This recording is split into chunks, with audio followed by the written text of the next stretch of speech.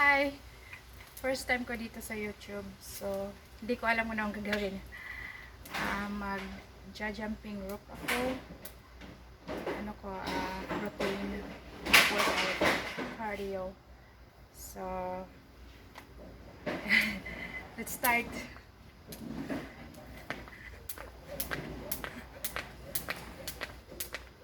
Five minutes lang.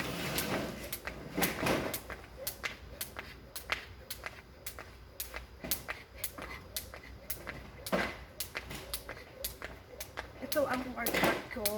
Hindi naman siya everyday. Mga twice a week ginagawa ko. Jumping rope. Kasi minsan tamad.